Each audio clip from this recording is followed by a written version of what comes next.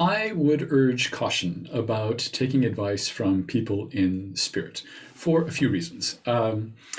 I do believe that they have a broader perspective than we do, but I also believe that we have free will, and I think the future changes moment by moment. That's just my opinion. So I've actually had other mediums read me and tell me, they'll connect with, say, my mom, for example, and they'll say, your mom says this is going to happen, and it does. So I've experienced that as a recipient, but I personally only do mediumship. I don't do anything. I don't do any kind of psychic work. I'm super reluctant to do any kind of predictive anything. And I think because of my attitude about that, they typically don't do predictions through me or give that kind of information through me.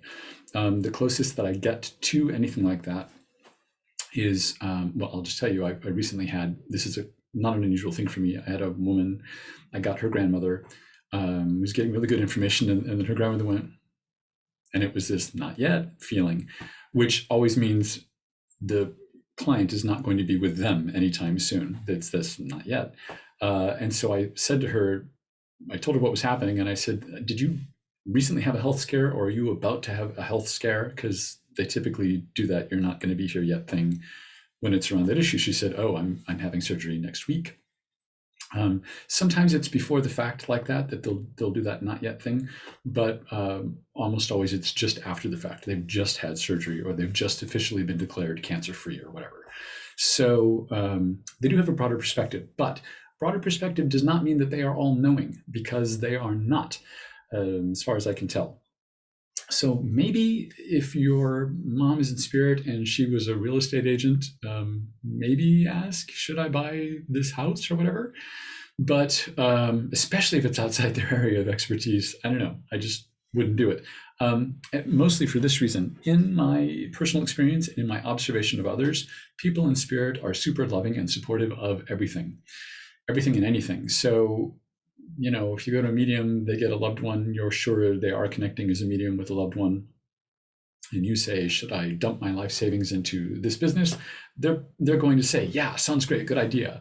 And if you say, should I quit my job, shave my head, and live in a local park like a homeless person? They're going to say, yeah, sounds great, we love you, good, do it. So they're supportive of everything. I suspect that's because from their perspective, they're really super aware of the temporariness of all situations, including all of life. It's temporary. And I kind of believe that there aren't really mistakes in life. There's just experiences. And I don't know, they're just super supportive of everything and anything. So if you're just one of these people who's driven to ask what you think, like, what's the point of talking to my deceased whoever if I can't ask their advice? If you must, maybe be super specific, like, not should I marry so-and-so? Ask yourself what's behind that question. Maybe instead of saying, should I marry so-and-so, ask, will I be happy and prosperous if I marry so-and-so, for example? Because at the end of the day, we live in a capitalist society, and we have to deal with bills and rent and mortgages and things like that, and they don't.